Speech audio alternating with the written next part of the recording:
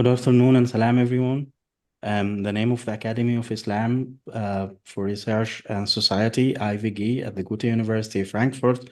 I would like to welcome you all to this live talk titled The Perceptions of God in the Intellectual History of Islam, a Plurality of Perspectives. My name is Muhammed Ragab Ahmed. I am the Events and Research Coordinator at the Academy, and I'm honored to be moderating this live talk this afternoon, or morning or evening, depending on where you are watching us from. This live talk aims to introduce the multifaceted and continuous nature of the concept of Allah, which is the cornerstone of very much every debate in the intellectual Islamic history. By emphasizing the rich plurality that has always existed in the Islamic thought, we seek to underscore the profound richness and potential for interpretations within the Islamic traditions concerning the concept of Allah. Hence, we are creating a space for reflection on this seemingly self-evident idea, namely Allah, which is highly debated and open to multiple interpretations. Additionally, we aspire to engage your curiosity, our esteemed audience, directing your focus to a significant segment of Islam's intellectual history and tradition, and deepening the understanding and appreciation for these diverse perspectives within the Islamic faith. At the heart of today's live talk lies the newly published edited collection, The Attributes of God in the Islamic Thought, Contemplating Allah, edited by my esteemed colleague and former AIWG research fellow, Dr. Mansooreh Khalilizand of the University of Freiburg. Her current research focuses on the philosophy of the 17th century Iranian philosopher Sadr al-Din al-Shirazi. Her research interests span a range of topics in Islamic philosophy, including metaphysics, ontology, and epistemology. Additionally, she also examined the intersections of feminism and Islamic studies. Further, authors of the chapters of the edited collection join us today for this live talk. Professor Dr. Mohammad Gharaibeh. He is a professor of intellectual history at the Humboldt-Universität zu Berlin, whose research focuses on the commentarial tradition on the Muqaddimah of Ibn Salah and its role in the scholarly networks in the Islamic intellectual history. Also join us today, Dr. Angelika Brodersen of the Ruhr University Bochum, Germany.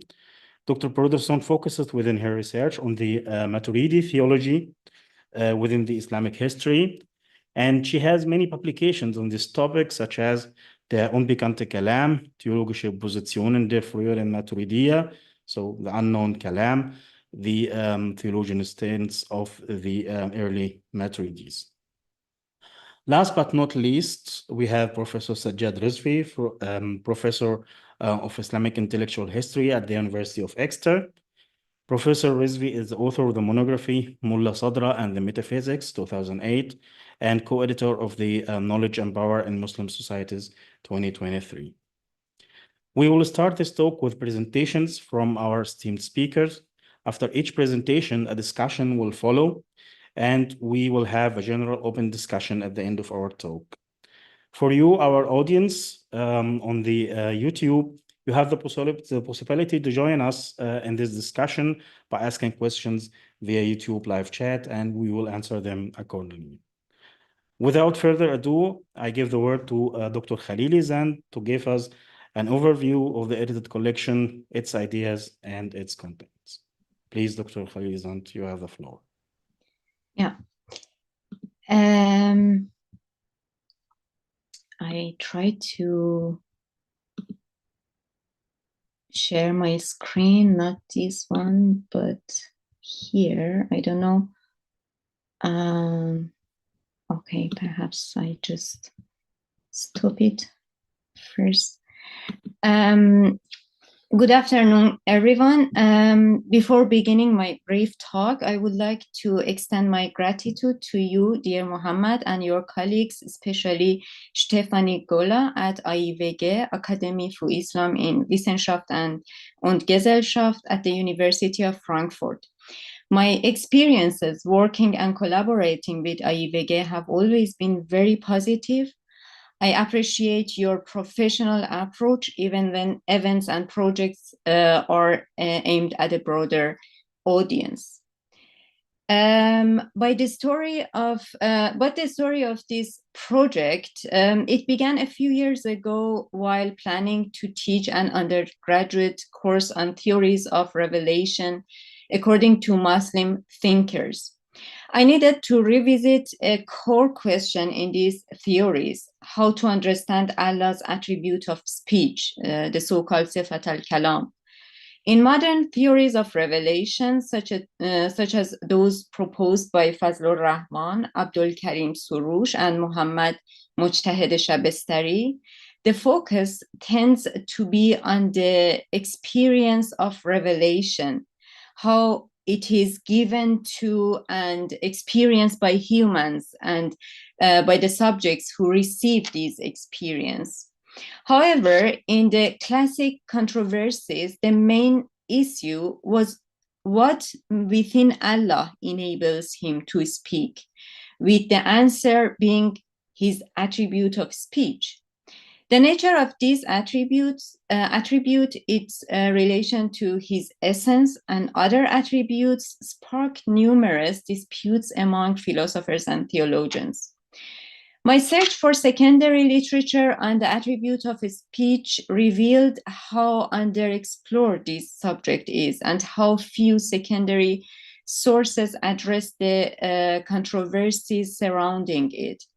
I was seeking academically applicable sources that could introduce key primary texts on this topic and be suitable for undergraduate students. Despite the theoretical importance and centrality of this theme in Islamic theology, many aspects remained still untouched. Furthermore, research has paid little attention to the fundamental debate over Allah's attributes in general.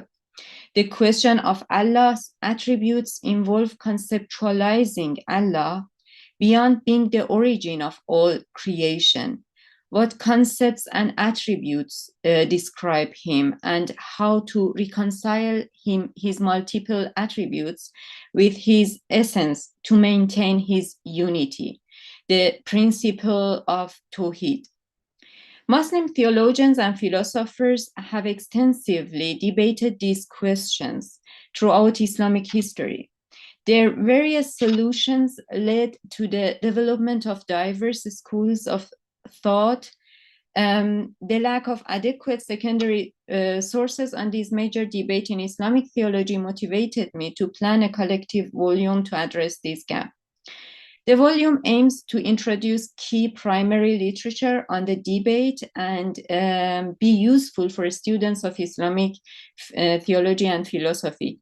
The emphasis is on text-based contributions on individual thinkers set in the broader historical and theological context of various schools of thought. By showing that even an apparently self-evident concept such as Allah, which lies at the heart of every reading of Islam, is highly contentious and polysemous, the plurality that has always existed in Islamic thought is to be emphasized and exposed. I believe that this plurality also reflects the freedom of human being in interpreting the religion.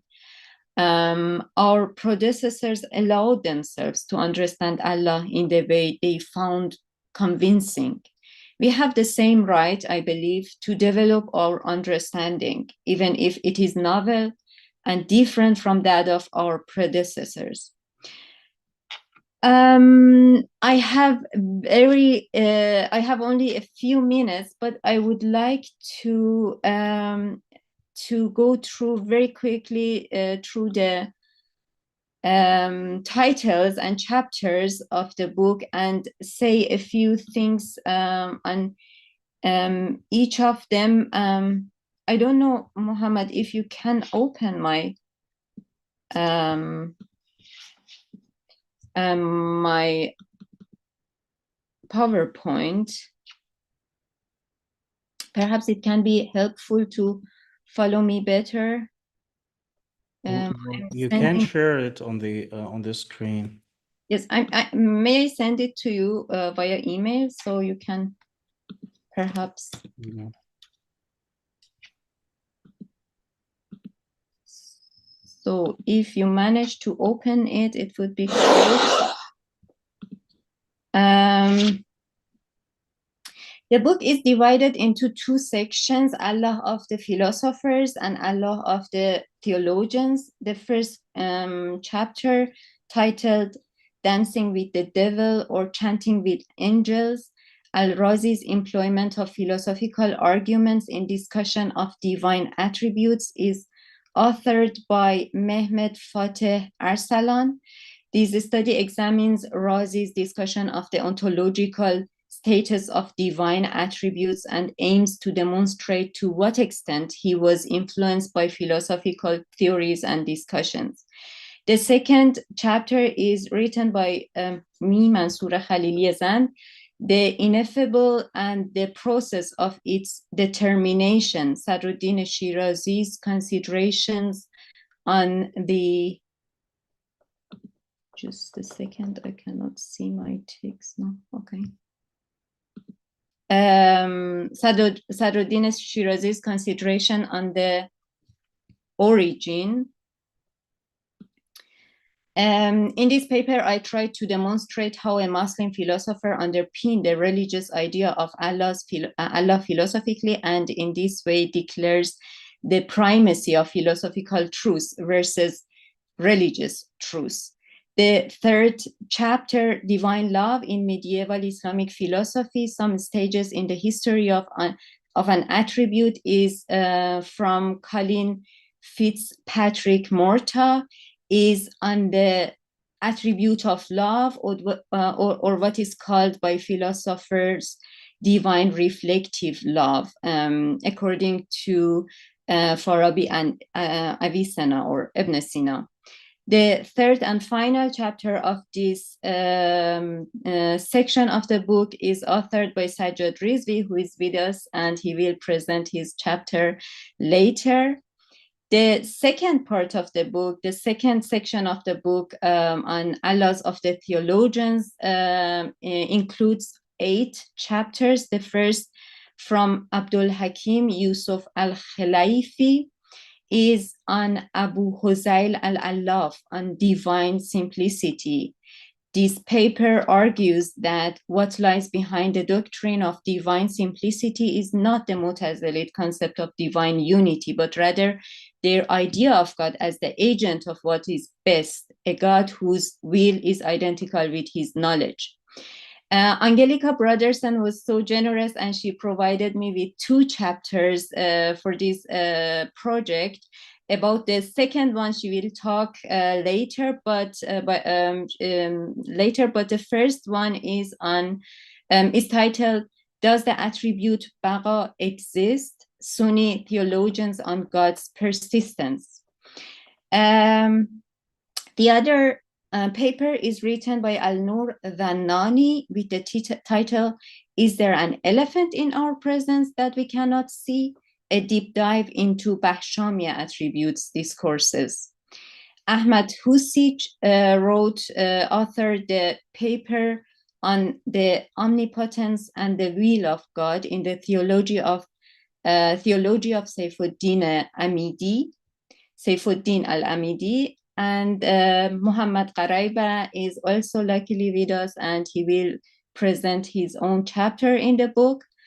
Mehmet Emin Golchius has written the chapter with the title "Divine Will and Anthropopathism in Mu'tazili Theology," Abu Ali and Abu Hashim al-Jubbai. If you want to know what does this concept mean, and anthropopathism, you definitely need to read this chapter. Kutlu Okan authored the title "God as a Paradigm of the World," Ismaili Gelenbevi on Divine Knowledge. Ismail Gelenbevi is a Maturidi theologian. And this is the final chapter of this section and also of the book. Here I stop my talk, as I have been given only 10 minutes and I think I am already over my time. I would be very happy to hear your thoughts on this project and also answer any question you may have, and I would be able to provide an answer. Thank you. Thank you, Dr. Khalilizand, for the introduction and the clarification about the contents of the book. It sounds very rich and very interesting, with multiple perspectives on the subject. And here I would like to open the floor for discussion. If you have any questions, I myself have some, but I will give you the first chance at asking questions.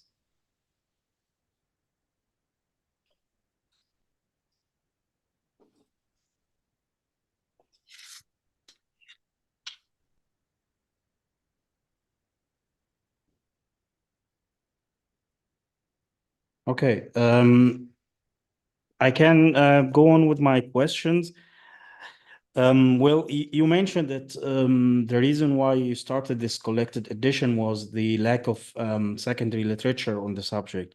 But if we can elaborate about it in general, why it is important to explore the idea of the divine attributes nowadays, Dr. Khalilizand? Yeah, I think first of all, it is the tradition, and we need always to know our tradition, because I personally, I am convinced that Islamic tradition has a lot of potentiality and gives us a lot of possibility to reread and understand anew the religion we live in and we live with. So it was even my idea was to show the diversity of God's conception in Islam. But interestingly, I found out that even in a single school like Mu'tazili school or Ash'ari school, we have already a diversity of understanding. We use these concepts such as what I mentioned, Mu'tazili or Falasifa or Urafa concepts, and we really think that they are a homogeneous body of ideas. But when we dive a little bit into this thought of each thinkers, we find out that even in a single school, we are confronted with a spectrum of ideas and theories that are very, very different from each other. I think we need this plurality of ideas and understanding of Islam in our tradition to show that it has always existed. It is not a new idea to have a pluralistic idea of religion or tradition. It has been always the case. And I think this can be very helpful. Some thinkers have talked about Islams in plural, but I think you can also apply the plural form to Allah. We have a multiplicity of understanding of Allah, and I think we need to work it out, to bring it out, and to try to make it fruitful for our modern problems and questions. Okay, thanks a lot for the answer. Maybe within this realm still, you're talking about the plurality in your introduction to the collection. You mentioned the difference between the viewpoint of philosophers and the viewpoint of fuqaha on God. You spoke of God of the philosophers and God of the fuqaha. If you can elaborate further on this point, what makes the difference between these specially mentioned groups? Yeah, I think the main difference is that fuqaha, the jurists in the Islamic context, they have a very personalized idea of God. According to them, God has already, for example, a a ready system of ready juridical system which can answer many questions, many practical questions we have in our life. The idea of philosophers of God is more abstract for sure. I mean, it is Allah of philosopher is much less personalized. And the main framework in which philosophers work is an apophatic theological framework in the sense of negative theology.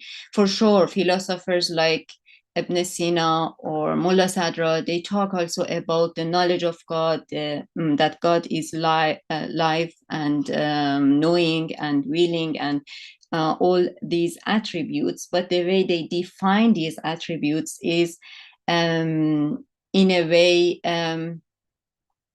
and not very concrete that we could say they are, I mean, they are very determinate and very concrete.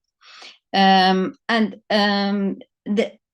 point I find interesting and important is that philosophers consider God in himself, first of all, but for the jurists, God or Allah is from the beginning in relationship with the creation. The God for jurists is the creator God, first of all. But creating for philosophers is one of the attributes of God which comes fairly later. I mean, there are many other attributes that are more fundamental. For example, for Mullah Sadra, being Allah in the sense of being creator manifests itself first in the third level of Allah. In the core, Allah is completely undeterminable. You can't even apply existence to Allah, to Allah. So you cannot describe Allah as existing in this sense at this level. So in this sense, I think the God of Fuqaha can be considered as one of the manifestations of God according to the philosophers. Very somehow, I would say, limited idea of God in this sense, yeah.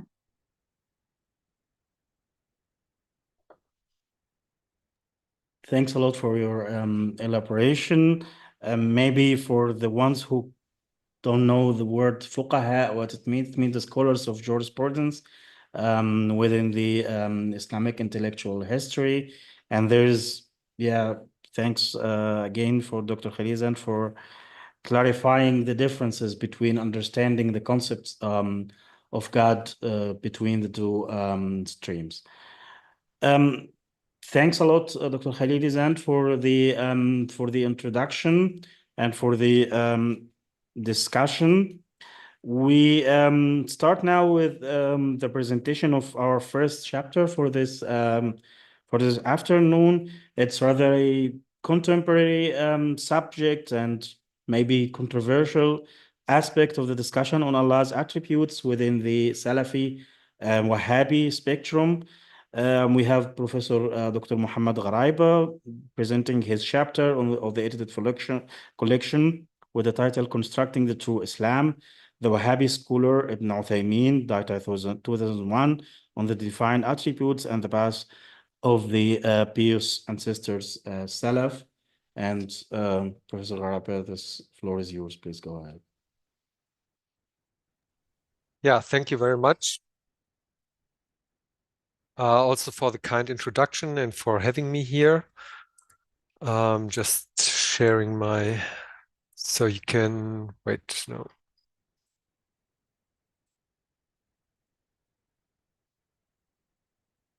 Okay, I think you can see the PowerPoint now, right? Okay.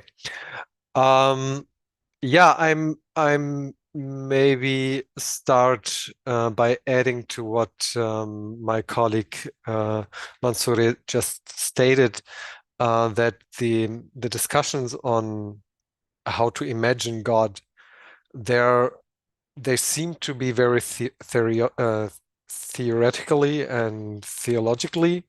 And I think that in terms of like the belief or the practice of believing and doing the prayer, etc., might not have such a big influence. However, the topic has been very like controversially discussed in modern times and in pre-modern periods as well. It's kind of it has become sort of the aspect that defines maybe whether or not you're a true believer. And this is what the paper is about.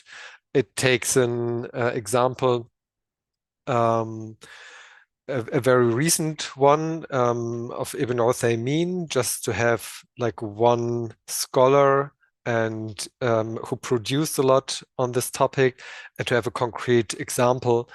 And he is a scholar who is acknowledged by the larger Salafi and Wahhabi movement in modern days. So the what is the article about, or what is actually the core of the discussions? We're talking about the descriptions in the Quran, but also in the prophetic tradition that one can read as an anthropomorphic description, which means that specific words are used to describe God in a manly way, or in a way that implies that God has certain attributes that are similar to the ones of mankind or others. So we have, for example, in the Quran stating the face of God, or God's hand is above their hands, yadullahi fawqa aydihim, or bi'a'yunina, under our eyes, or the day when the shin shall be laid bare, yukshafu yawma yukshafu an saq, or that Allah is going to put his foot on Jahannam. Also, this is from the prophetic tradition: the hearts of the believers are between the fingers of the merciful, or the rather very popular verse, then he rose over his throne, ثم استوى على العرش, or your Lord descends to the lowest heaven at the last third of every night to forgive the sins of his servants. There are certainly other and more verses or descriptions like that, and it was in pre-modern periods and is a very controversial discussion how to understand these. I will just briefly introduce Ibn Uthaymeen so that we have an idea who he was. Muhammad ibn Salih ibn Uthaymeen was born in March 9th, 1929 in Unayza. This is a city in the region Qasim on the Arab Peninsula. Back then it wasn't Saudi Arabia, it was just the peninsula, and after in the Najd region. Ibn Uthaymeen is a scholar who spent his entire life in Unayza, and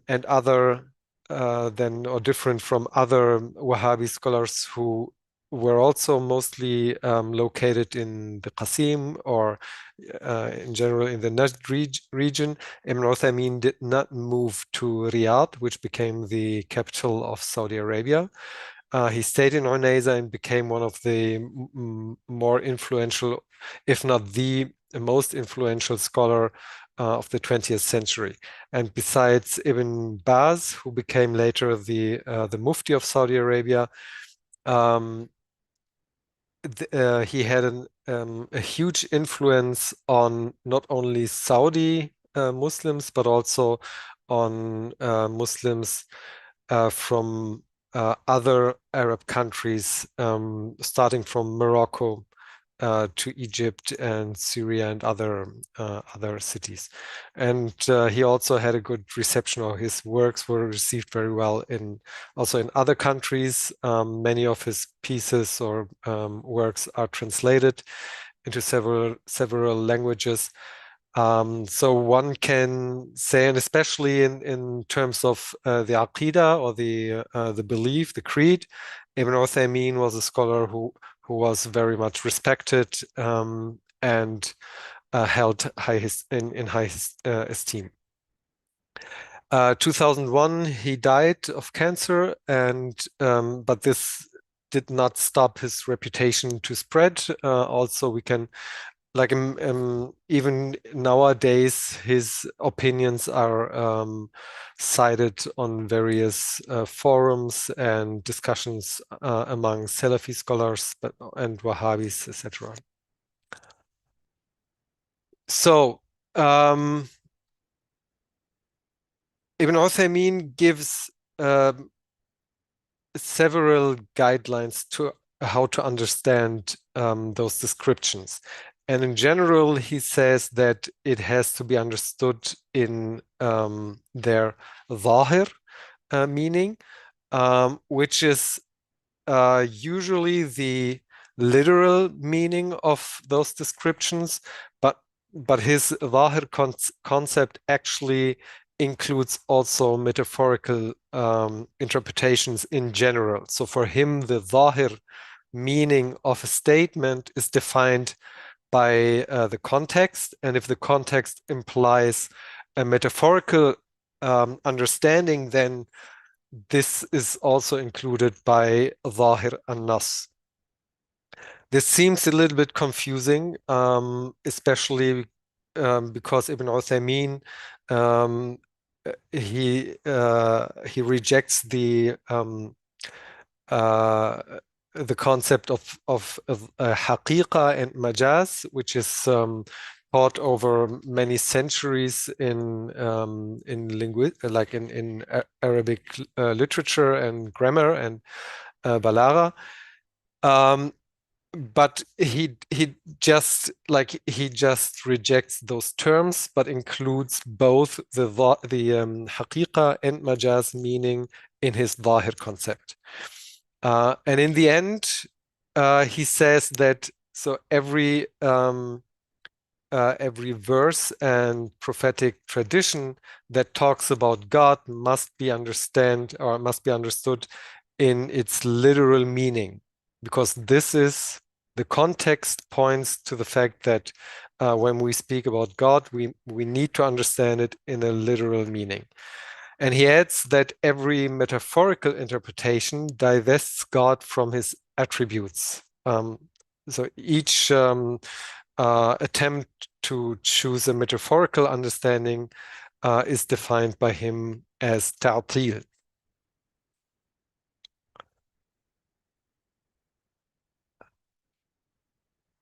In addition to his zahir concept, he introduces two other concepts that might be familiar from pre-modern scholars, at least the second one.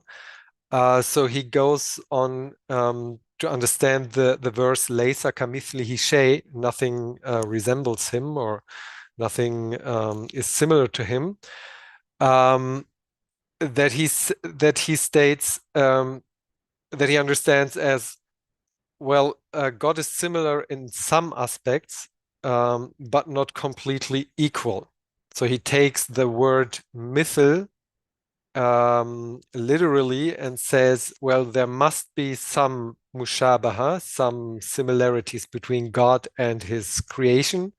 For example, God lives as his creation lives. God is mighty, and all those attributes or descriptions that we describe God with. And so he concludes that there must be some aspects or some similarities, mushabaha. However, what he rejects is a complete that God is completely equal to his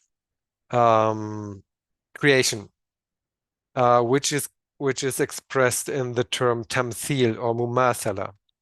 So he's not identical with his creation, but there must be some sort of mushabaha. And then the second rule adds to that, that although God is in some way similar, his exact outward appearance or his exact like attributes, they're unknown. The kayfiyya is unknown. And this is why he says bila takyif, which means to give God a certain specific characteristic. If we apply that to the verses here, then this would mean that God has fingers, and those fingers in certain aspects, they are similar to those of his creation. However, we do not know their specifics. So God has fingers, but the specifics like the color of the skin or their shape or the numbers of the fingers and all those things, those characteristics or specifics, they are unknown. And this is how he understands all the others as well. So there must be a meaning in he rose over his throne because he said it that way. It must be a specific like movement. However, the movement, how exactly this movement looks like is unknown to us. And similarly, God descends in the lowest heaven, and God is with us wherever we are or wherever you are.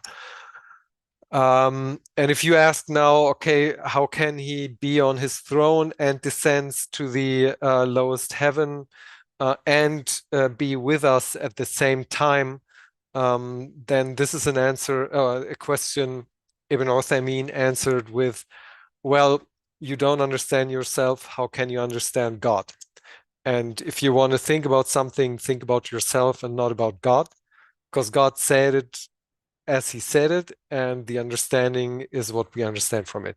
So it's not really a clear answer to that, or facing the problem, like the problem of his position, but rather saying that people shouldn't think about that too much. In the second part of the paper, I look into how he justifies his position. And Ibn Uthaymeen claims that he follows the method of the Salaf. And there is actually little evidence of how the Salaf Salih understood those verses. Ibn Uthaymeen just says and states clearly, so there must be a knowledge about the attributes because it's such an important part of the creed. And certainly the Prophet has taught his companions about every important aspect of the divine attributes. And then the knowledge, this knowledge has been transmitted by the Salaf, the pious ancestors. However, Ibn Uthaymeen himself admits that, well, there is no clear statement from, for example, Abu Bakr, Umar, Uthman, Ali, or other companions about how to understand them. They did not state that the hand, for example, has to be understood metaphorically, nor literally, actually. So we don't have any statements, any positive statements, like any statement at all by the Sahaba or the Tabi'een regarding the God's attributes. And even the Salaf did not really, like the first three generations, they did not state or they did not present any explanations as to how to understand those verses. However, what Ibn Uthaymeen makes out of it is that he says, well, if the Salaf had understood the hand, for example, metaphorically, and they had agreed on that, they would have expressed it. So the lack of a statement that those verses needed to be understood metaphorically he takes that as a rejection of the metaphorical interpretation. And since they haven't said something like this, we know that they understood the revelation literally. So this is his conclusion. So when people do not state that the hand, for example, needs to be understood metaphorically, then this is a clear evidence for a literal understanding. Ibn Uthaymeen relies on some other scholars who lived way after the first 3 centuries. One of them is Abdul Qadir al-Jilani, and you can already see that like he has no clear evidence about the Salaf Salih, but what he does is he cites other scholars who maybe support his position. And he defines them also as Salaf, not in terms of like the time. They do not belong to the first 3 centuries or generations, but in terms of creed. And if you, I'm going to shorten my presentation a little bit because I'm already over time.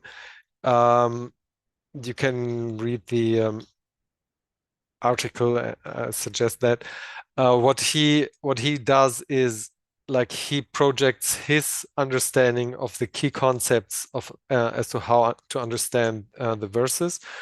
From like he projects his understanding onto the definitions or understanding of former scholars. So Al-Jilani says we have to understand those verses bila tashbih and bila kayf, which have both different implications than Ibn Uthaymeen's concept of bila tamthil and bila takyif.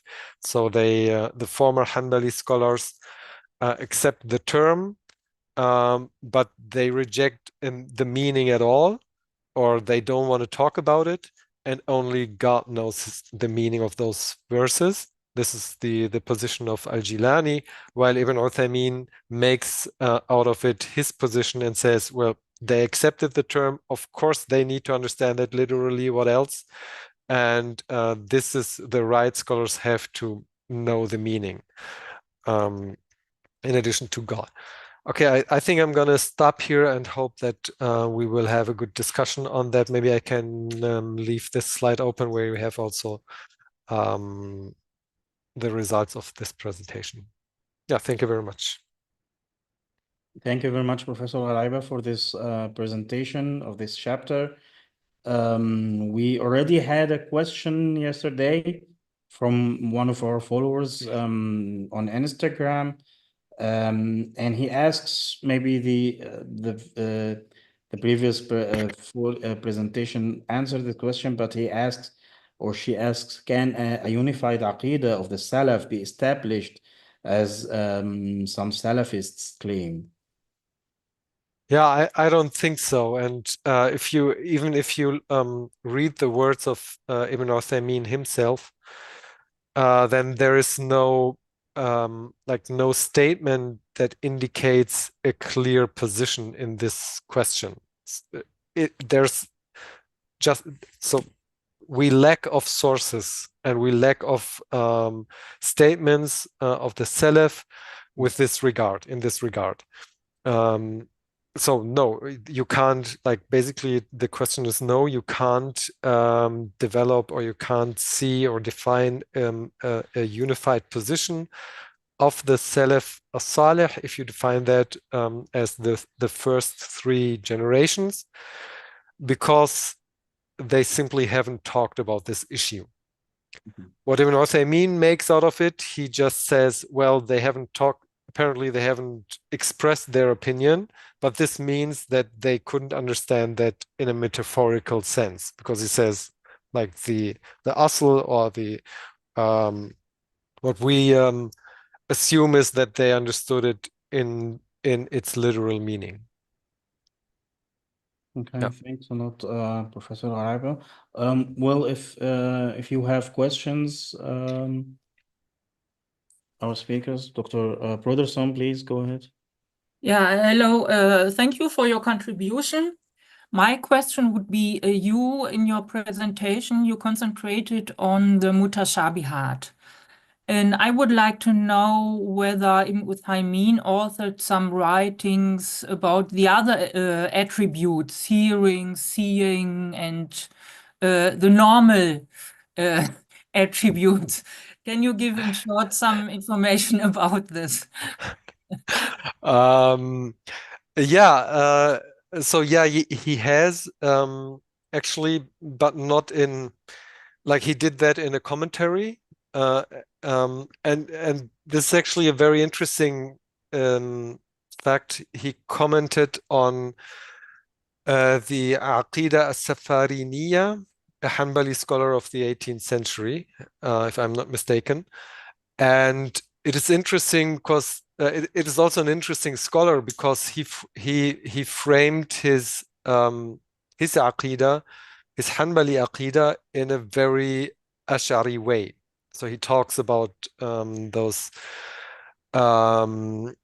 الصفات النفسية, and talks about متعلقات الصفات and other concepts. And Ibn Uthaymin comments on those.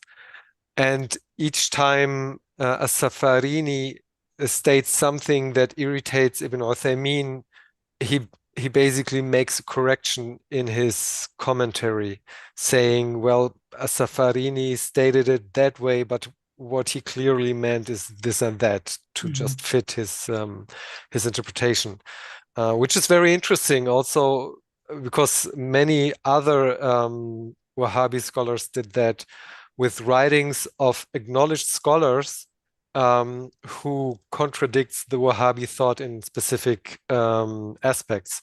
Ibn Baz, for example, commented on the Aqidah al-Tahawiyya, who was a Hanafi scholar.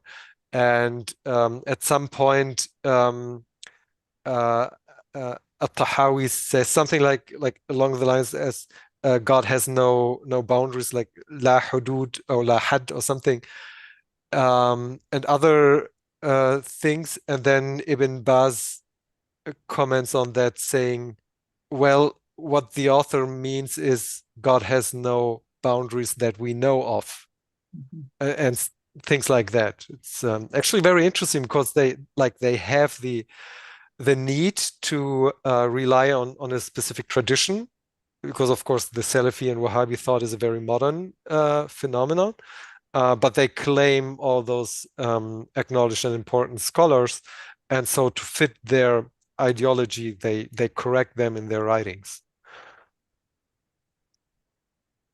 Thanks a lot for your answer, Dr. Gharaibeh. We have a few questions from our online audience.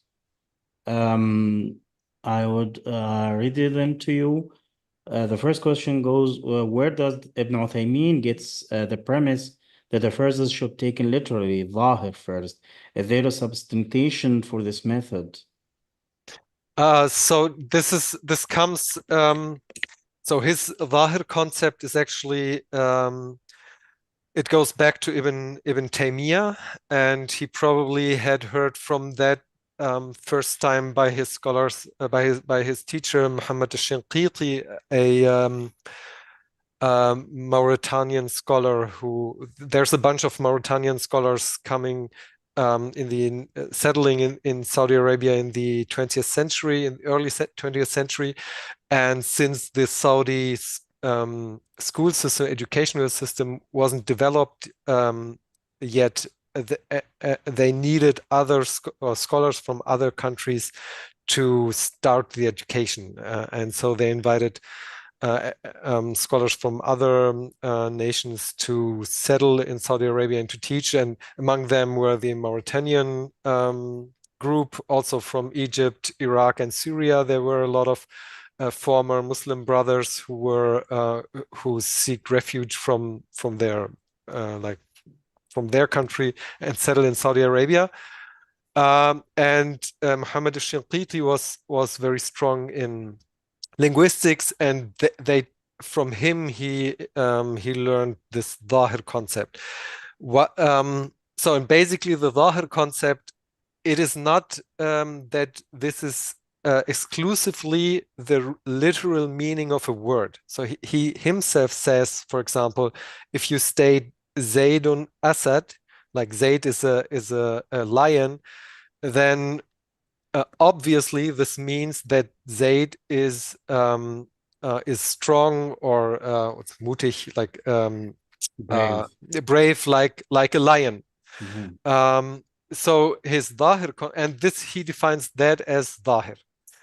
So every statement you make must be understood in his dhahir, and the context defines whether the dhahir, what kind of meaning that is. And with regard to God, that must be the literal understanding, because a metaphorical understanding would lead to the fact that God does not have a hand. And why else should God use the word hand if he is not implying that he has a hand? That's the logic behind that. Yeah. Another question is says in present, how are morphological features like fingers, etc., compatible with the limitless and omnipotent nature of Allah? And the viewer sees it as very confusing. Yeah. So I'm just saying, like, I'm just repeating what Ibn Uthaymeen would say. So first of all, this doesn't, like, his having the perfect hand is actually the evidence for his almightiness and for his glory and things. So every attribute is in its like perfection, and this is what the essence of God's image, perfection and omnipotence, etc. So he does not come from the more philosophical discussions or kalam discussion of how a being must be if it is the first being and the creator of everything. Okay. Another question from our online audience also speaks about the widespread of the Salafi Wahhabi creed, while they still a minority comparison to Maturidi Ash'ari. He speaks about the Sunni context. What would be the reason behind this? Well, that's a difficult question, because so from, like, when we talk from the perspective of the history of thoughts and sociology of knowledge, then it is not always the most logical thought that actually that received the most attention. There are multiple factors for that, and they lie usually in, like, the education system or institutional support, patronage, and other things. And I would say in the case of the Salafi creed, there are also multiple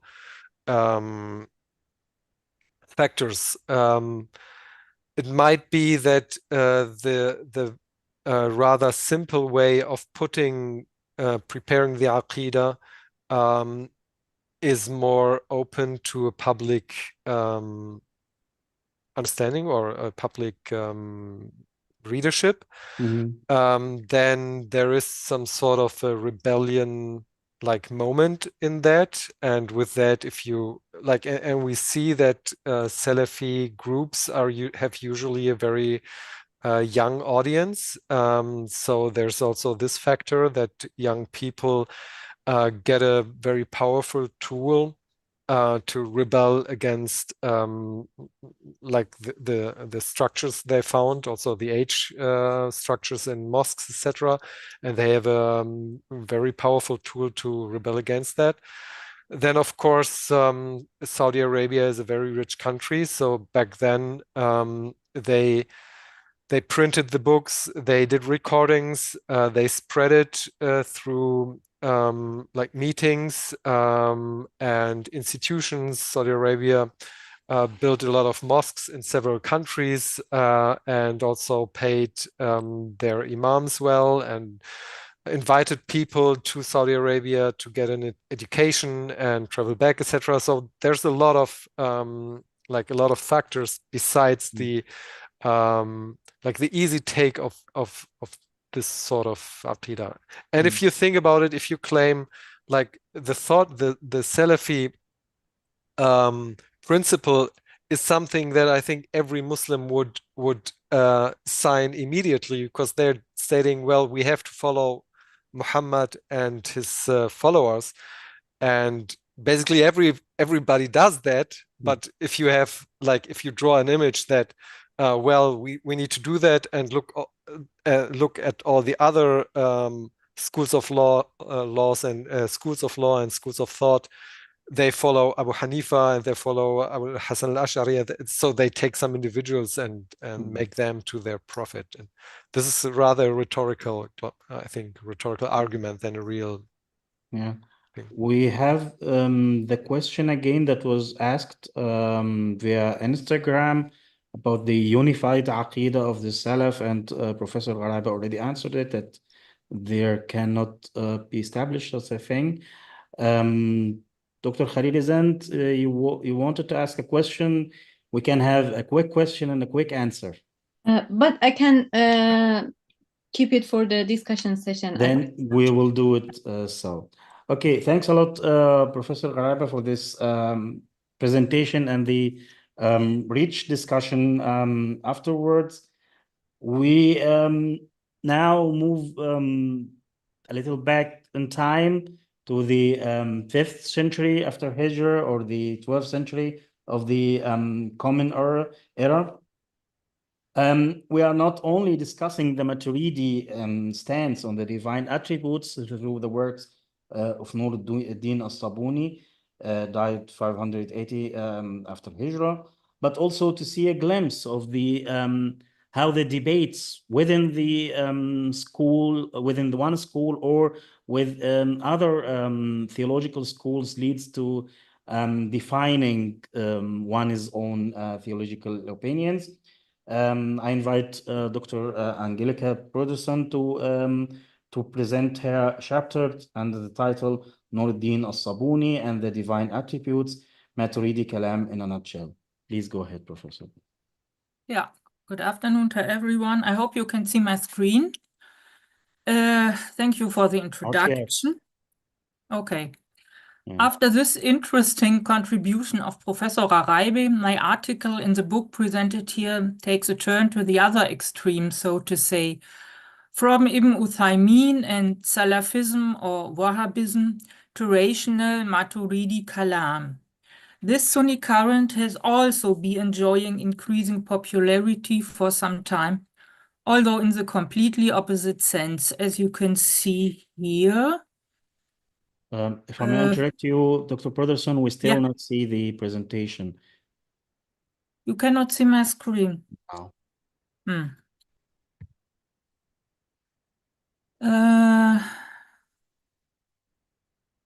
I'll go back to Zoom. Yeah. Yeah, freigeben. Yeah. Now you see it. Now we see it, yeah. Okay. So I start from the beginning.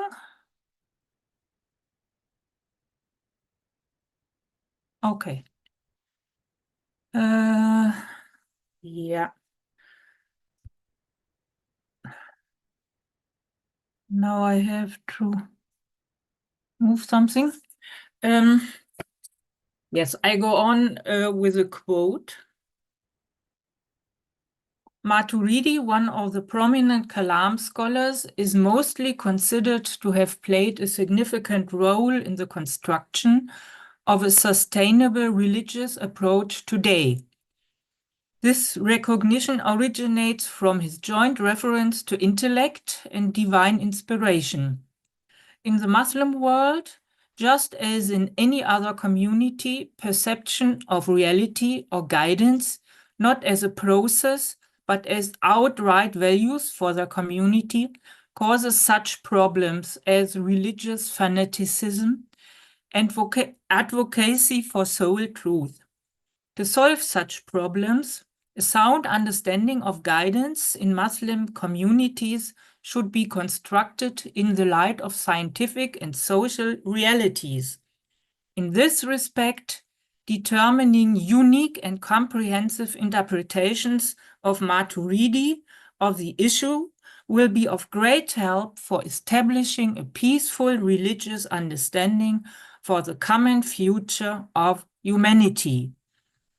No more and no less. This was an excerpt of an article in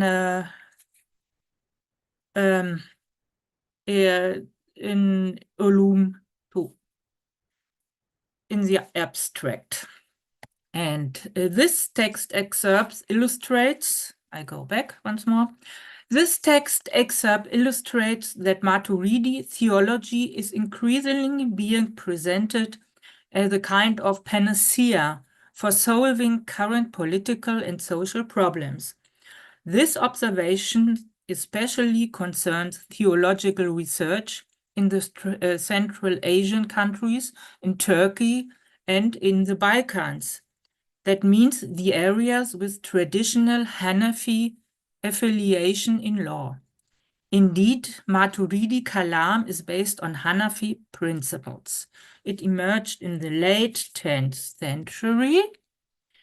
And here we have the main treatises starting from Abu Mansur al-Maturidi until the early 14th century. As you can see, the scholar I deal with in my contribution, it is in red color, belongs to a stage in which Maturidi Kalam was well established and elaborated.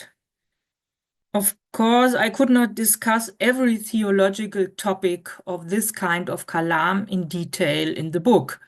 Therefore, in my contribution, I focus on the theory of attributes from the Maturidi point of view, and I will explain some details. These are the main topics of the Maturidi doctrine of attributes in general, as they are rendered in Asabuni's works. The first topic, God has attributes not identical to God's essence. This topic is directed against the Mu'tazilites and the philosophers who denied the existence of attributes besides the divine essence. This is the older Hanafite doctrine. It means that God's attributes have an independent existence that is different from God's existence. The second topic, all of God's attributes, be they essential or attributes of action, are eternal in divine essence. This topic is directed against the Ash'arites, who differentiated between attributes of the essence and attributes of action. For the Maturidites, all divine attributes exist pre-eternal, regardless of whether they describe God's essence or God's activities. In Asabuni's eyes, as a Maturidite, this is the only way to ensure God's transcendence and omnipotence, because God is understood as independent of creations. The third topic, attributes are neither identical nor not identical with God's essence. This is the common doctrine of Ash'ariya and Maturidiya. If the attributes were identical to God's essence, as the Mu'tazila claim, each attribute would be created and would subsist in itself, qaim bi nafsihi. That would contradict Tawhid, monotheism. Were they not identical, this would lead to a plurality of pre-eternal entities, and that as well contradicts Tawhid. Or God would be a substrate, mahal, for contingent entities, which is impossible. The fourth topic, the significant is identical with the significate, al-ism huwa al-musamma. It is again directed against the Mu'tazila, who claim that the significant, or the name, is nothing but the signification, the act of naming, tasmiyah. The underlying problem here is to explain the relation between the divine names, be they 99 or more, and the one named object, which is the one God. For the Maturidites, name and named are always identical. However, the problem of the multitude of names remains, so that Maturidites say sometimes significant is used in the sense of signification. So it is rather questionable if the Maturidi point of view is really a solution of the problem.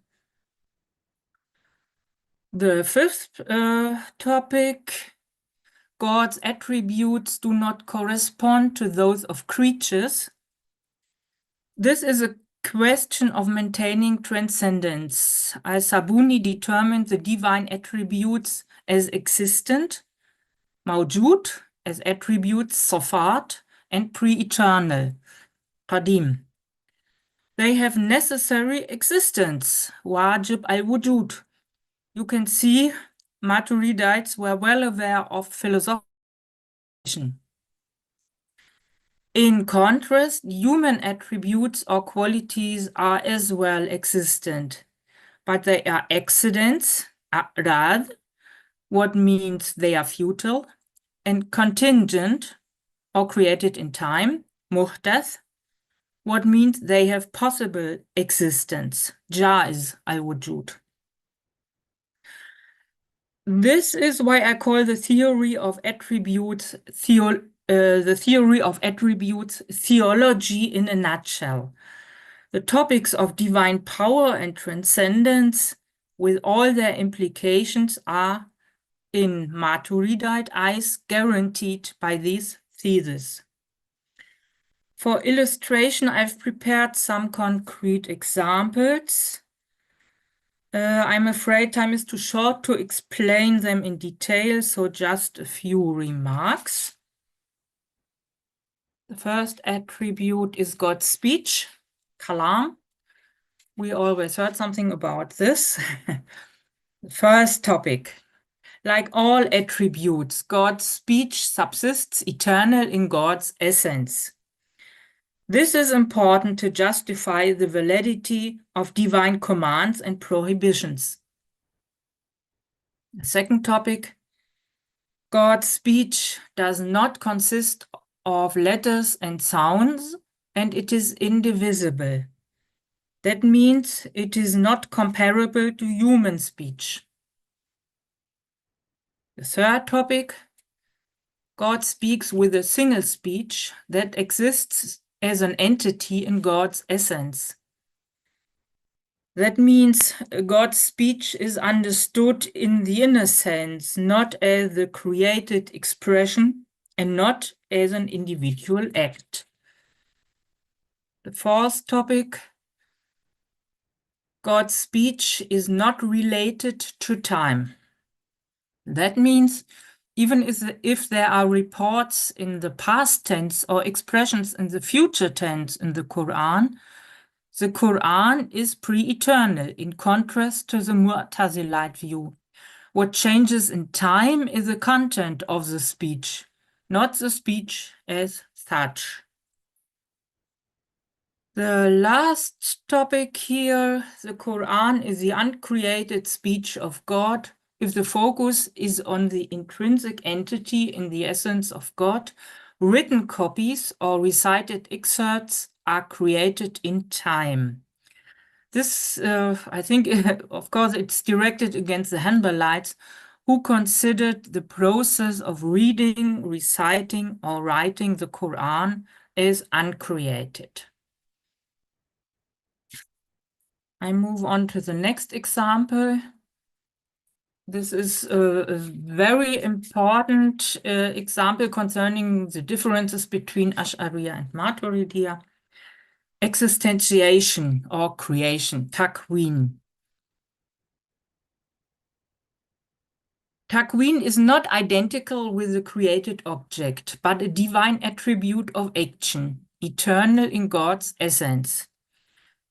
If the divine speech is eternal, like every divine attribute, this entails that the creation word kun, be, is also eternal. And what more is, God calls himself Mukawin in the Quran. And for the Maturidites, that means that existentiation is an eternal attribute that is not identical to the created object, as the Ash'arites claim. The second topic,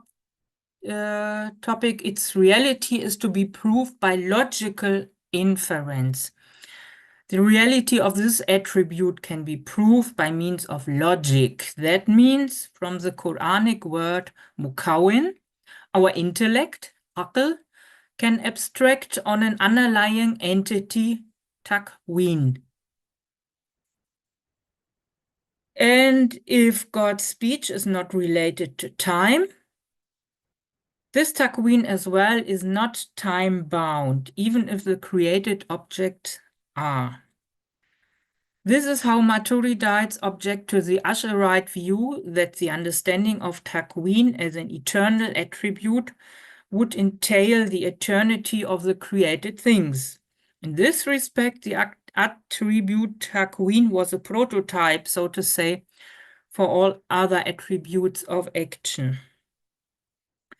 I'm afraid I must skip the last attribute now because time has advanced. Perhaps one point, namely the third one, concerning God's will, irada and mashia. In Maturidite doctrine, these expressions are equivalent, by the way. The third topic, all created things are subject to God's will, good or bad. This contradicts the Mu'tazilite view that God only creates good things and God does not create human actions at all. For Maturidites and Ash'arites equally, this is dualism. The consequences of their doctrine concern questions of ethics, for example. So you can imagine that this is a very multi-layered complex, which, by the way, gets more and more attention in contemporary discourses. The examples I presented in my contribution in the book concern issues that were particularly controversial between the theological currents.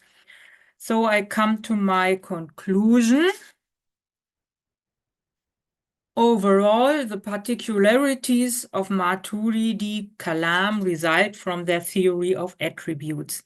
But with this, the Maturidites aimed at a theology that relates God's omnipotence and transcendence to God's relationship to humankind and the possibility of humankind to make statements about God at all, which is the foundation for approaching theological issues. Whether their concept of eternity together with timeliness of all attributes is the ultimate solution for all open questions will certainly remain open for discussion as any question of theology does. Thank you for your attention. Thanks a lot, Dr. Brodersen, for this important perspective on the Maturidi theological school. I would like to open the floor for discussion. If you have any questions, I myself have a few. Dr. Khalilizand, please go ahead. Yes, thank you, Angelika, for this great presentation and also for the both chapters you contributed to the volume. Two short questions. You said that in this school of thought, they believe or they claim that the attributes are both identical and not identical with the essence. this is very difficult for sure, because it is against the law of the excluded middle on which the whole knowledge relies.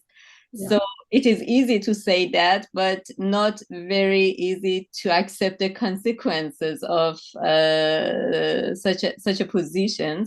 So are these theologians aware, or do they discuss this principle, and why at the level of God it is to be suspended? I mean, what's their position on this? And the second question is about the attribute of speech, which should exist as a single speech in the essence of God.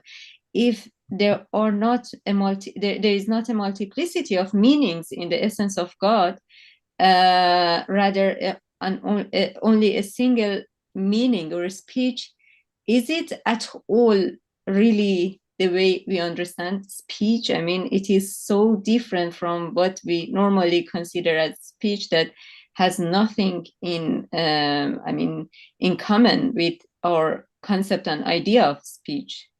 So thank you. Yeah, thank you for the questions. The first question, the Maturidites and the Asherites as well, they do not say the attributes are both identical and not identical to God, but they say they are nor identical nor not identical to God, to his essence. Perhaps this is a little different. And of course, it's against the law of logic. That is clear. But they have no other way. They exclude both possibilities, and because both possibilities have to be excluded, this have to be this way. But of course, you're right. This is below the laws of logic. And Maturidites, they were very aware of this. And for example, the 18th century scholar I'm now working on, he tried to explain this. And what he has as a result is that the Maturidites claim the Sifat Allah, they are ahwal, the states. And he says this is what the Maturidites and the Mu'tazilites claim, and that is absolutely not true, because the early Maturidites, they rejected with all their force this doctrine of ahwal. That shows that they are well aware of the difficulties and of the illogical solution they found, but they have no other way to explain it. Yeah. So he suggests that, or he agrees with the ahwal of Abu Hashim al-Jubba'i. Yeah. Say that is the Maturidi stance on this. Yeah, he says it, but it's completely nonsense. Yeah. Okay, Professor Gharaibeh, please go ahead. Yeah, and I until now I did not find any other text of his time, 18th century, who said this, but I still have to do some research on that, and perhaps I find something, but until now I can't say anything to that. That would be very interesting. Professor Gharaibeh, please go ahead. The second question, could you please? Oh, okay. Yes, and speech, and that it is a single speech in the essence of God. And yeah. Okay. Yeah, this is, again, this is the only way that I can explain it. And what we understand as speech, like you said, they are signs of the speech, but not the speech in itself. The speech in itself is an essence, is an attribute in the essence of God. It's pre-eternal, and it does not consist of letters and sounds. It's not divisible. It's the eternal entity, a mahna. Okay, what is a ma'na? This is another problem. Okay, thank you. Thank you. Yeah, Professor Gharaibeh? Yeah, thank you very much. Actually, my question is also with regard to the attribute of speech and its relation to the Quran. Later, Ash'aris, they more or less clearly say that, well, the Quran is a representation, the concrete representation, more or less, of the speech, and therefore, other than the inner speech, which is eternal, the Quran is makhluk, is actually created, because it's like the meaning of it is in the inner speech in all eternity, and then but it gets its concrete shape in the Quran. Do Maturidi scholars hold a similar position regarding the Quran? There was Yes, they differentiate between the Quran as the eternal ma'na in the essence and the created form of the Quran. okay. And that is why they rejected the Hanbalite view. And they say it is created. What we read and what we see, what we remember in our heart, this is created. But if we understand Quran as the speech of God, of course, it is eternal. Okay, so it's basically the same too. Yeah, yeah. Thanks. Okay. Thanks a lot for this vivid discussion and for your presentation, Dr. Brodersen. Thank you. Thank you a lot. We move now to our last presentation of this live talk. And it's very important within this realm to visit the Islamic philosophical aspect of the debate on the divine attributes. And we look through the lenses of Sadr al-Muta'allihin, Mullah Sadr al-Shirazi, as Professor Sajjad Rizvi presents his chapter under the title Divine Simplicity, the Deus Revelatus and the Divine Names in the Philosophical Theology of Mullah Sadr al-Shirazi. We hope also to have a glimpse onto the Shia perspective on the matter in hand through the presentation of Professor Rizvi. Please go ahead. The floor is yours. Thank you, Mohammed, and of course, thank you, Mansooreh, for bringing this wonderfully rich collection of papers together. I don't have a PowerPoint. I'm going to keep this fairly simple. So I want to do three things. One is I'm going to say something about how I'm framing this chapter and how that can help us make the sorts of links that we want to make with the broader philosophy of religion and how people try to engage with philosophical theology across traditions. Then I'll say a few things about what I'm trying to do in my paper. And then finally, I'll kind of end by discussing sort of briefly, the simple point, which is that this is not kind of the Shia perspective. This is a particular Shia perspective. There can, of course, be others, and maybe, how do we actually think about the language that we use in philosophy and religion and philosophical theology, as we've already broached? We have certain limitations of that language which arise out of our Aristotelian inheritance, things like the law of non-contradiction, and the way in which we talk about substances and accidents and essences and so forth. How does that in effect pose a problem of bringing that language together with the Quran, which may not always adhere to the logic of that particular language? So that's what I'm going to do now on the first issue. So it strikes me that at the back of my mind, when I was thinking about this paper, I was thinking of three books, right? One is a very famous work, which I think has been cited in the book, which is by my colleague, a retired colleague, Professor Ian Netton at Exeter, who wrote about 30 odd years ago, wrote a book called Allah Transcendent, which was basically about how conceptions of God, how do you move from Quranic conceptions of God to other sorts of scholastic conceptions of God. And to what extent are these later scholastic conceptions, whether they're philosophical, whether they come from kalam, or whether they come from fiqh or whatever, are they, in a sense, readings of these, or do they go beyond? Is there some sort of disruption, rupture? So I think that's an interesting thing to think about at the back of your mind, how the fundamental issue of how do scholars make sense of the Quranic language.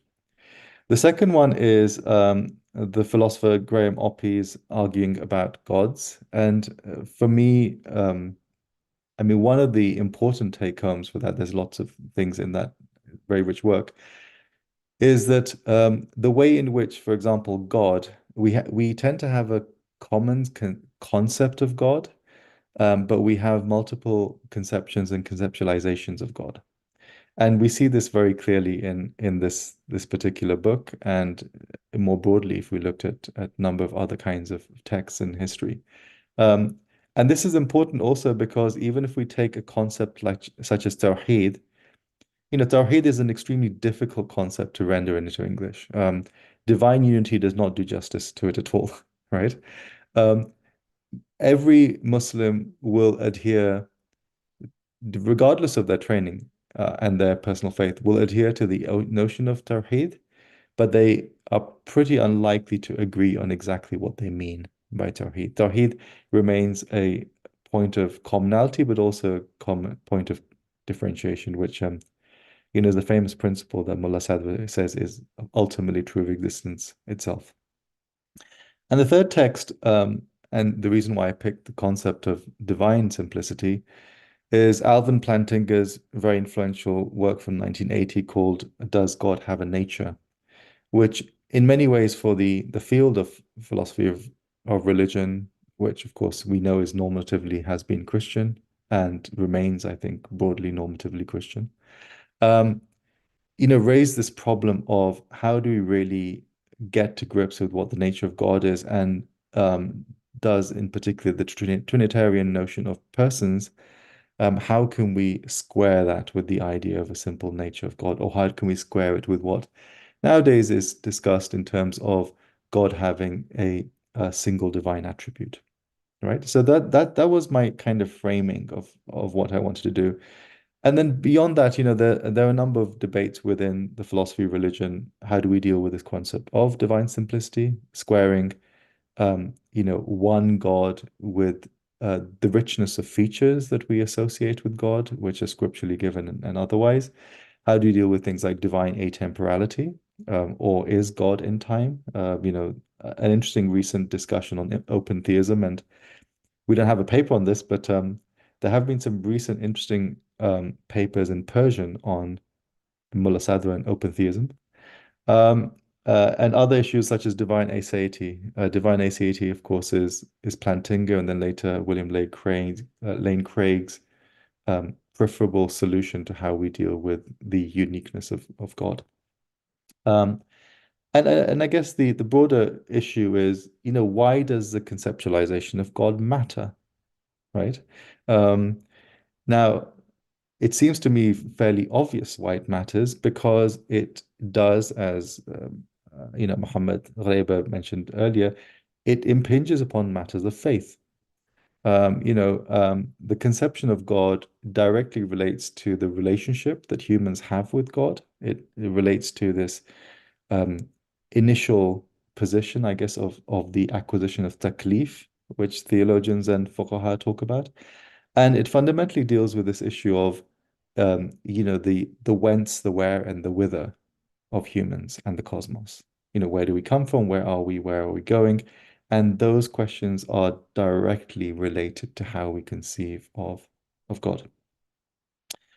Now, what I try to do in this paper on Mullah Sadr is do something which I think is fairly straightforward, which is to consider how he deals with this question of a divine simplicity, the relationship between the divine nature and this question of names and attributes which are articulated in the scripture and the tradition, and how, in a sense, he deals with the the dynamic or of tanzih and tashbih. Now, of course, we can use the terms transcendence and immanence for this, but I think maybe we should stick with tanzih and tashbih quite simply because there's a certain, Hegelian and post-Hegelian language that we take on when we start talking about terms such as transcendence. And the postulation I'm making is a fairly straightforward one, which is that on the tanzih side of things, Mullah Sadwa, in ways which are quite similar to Avicenna, Ibn Sina takes the position that God is entirely simple.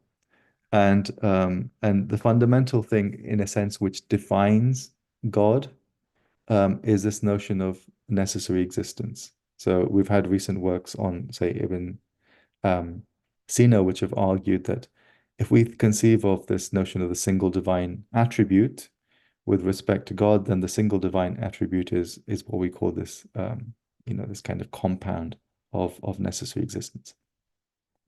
And but beyond Avicenna, he has other kinds of influences on why he's making this position, and one of them directly comes from Ibn Arabi. So from Ibn Arabi, we of course know about the concept of the singularity of al-wujud al-haq, as Ibn Arabi talks about it, which the later Ibn Arabi school describes as this issue of wahdat al-wujud, or the singularity of the referent of the term wujud, as well as another related concept which Mullah Sadwa has, which is very important for him, which arises out of a certain Neoplatonic understanding of existence, which is this notion of basit al-haqiqa, the simple reality. And so, in a sense, what he suggests with the simple reality is that we can have an entity which is simple, and in its simplicity, it can be rich, but it cannot be, the richness is not defined by a multiplicity in its reality, but rather it's singular. Now, one of the problems with divine simplicity is it raises this question of, well, then how do we make sense of these many names which are given to God? And how do those names relate to the cosmos? And my argument is that on the tashbih side of things, so to speak, we have with Mullah Sadwa a dual inheritance. You have the Ibn Arabi school's inheritance of how fundamentally everything that we encounter in the cosmos is the dynamic of the divine names at work. And we also have the sort of the Shi'i theological inheritance, in which it is the Imams, it's the Ahlul Bayt, it's the Prophet and his family who constitute the names, the divine names. And it is they, as the manifestation of the divine, which then act as the sort of intermediary between a God who possesses tanzih and the God who is, in a sense, revealed in the cosmos through the divine names and through the Imams as well. And in particular, the point which brings together the Shi'i and the Ibn Arabi inheritances is this notion of al-insan al-kamil, the perfect human, who in their person constitutes the totality of the divine names, or constitutes a comprehensive name. The term ism jami' is used. So that's basically the postulation, is that this is why the way in which one can save the appearance of the meaningfulness of the divine names and step back from kind of extreme transcendence, ta'til is the term which is used before, is precisely through this theological functioning of what the Imams are in the cosmos as the divine names. Right, now coming to the final point, and I think I should wrap up. As I said, I don't think this is a singular, it's not the only Shi'i conception. There are other kinds of conceptions. Mullah Sadr's own teacher, Mir Damad, has a different position, which is associated with how he understands the notion of existence and, the way in which he conceives of only God is the true referent for existence, and everything else to which we ascribe the term exist. So if we say like Zaid exists, all we're doing is we're expressing the existential quantifier. We're merely saying that there is a Zaid, and nothing more, nothing less. There's no addition to the sense we're giving to Zaid. And of course, there are many others. We've had discussions in the Safed period. There's a famous commentary by Qadi Sayyid Qummi on the Kitab al-Tawheed, an important early hadith in which compendium in which he discusses this issue of, is it appropriate to describe God as a thing, which of course is a very classical problem. What do we mean by shay? And is, in a sense, shay the ultimate kind of category, ontological category? And then more recently, we have, I guess, what is sometimes being called a fideistic tendency within the modern Shi'i seminary, the Makteb Tafkik, who actually argue that the totality of theology, or I guess the possibility of a rational God talk, is illegitimate in itself, because by creating rational arguments for God and discussing the nature of God rationally, we, in a sense, are questioning the very validity and existence of God, because we're making it open to argument. And for them, the existence of God is a basic belief which is not open to any form of argument. And all that one can do in life is, by reading the scripture, one can kind of activate switches, I guess, in the soul, which awaken you to the realization that God is and what that means for us. So that we can, by reading scripture, we can remember, in a sense, the famous statement or the famous conversation of God with the entirety of humanity, alastu bi rabbikum, and humanity says bala, am I not your Lord? And I say yes. So the function then of scripture is to awaken one to the recognition of that, and there's much more.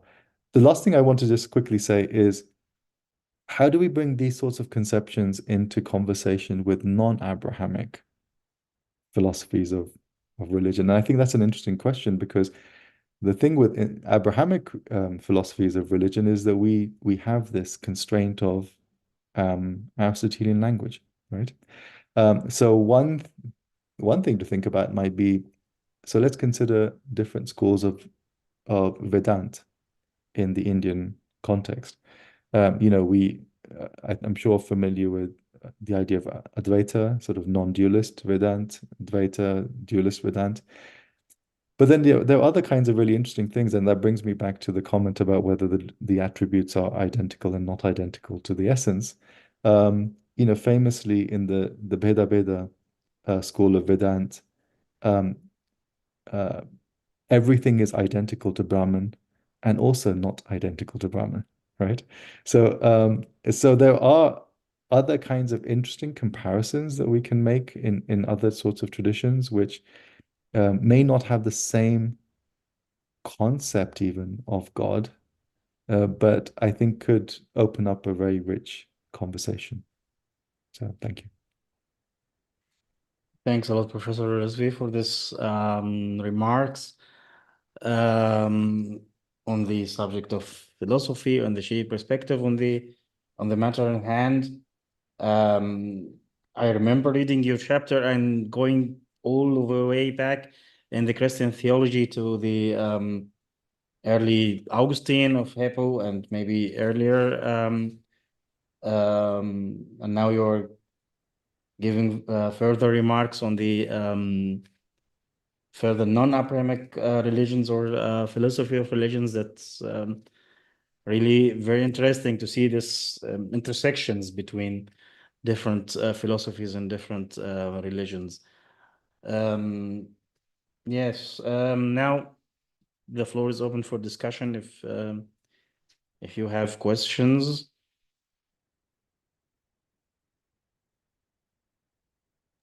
Yeah, please go ahead, Dr. Khalilizand. Thank you, Sajjad, for this great presentation. I really enjoyed.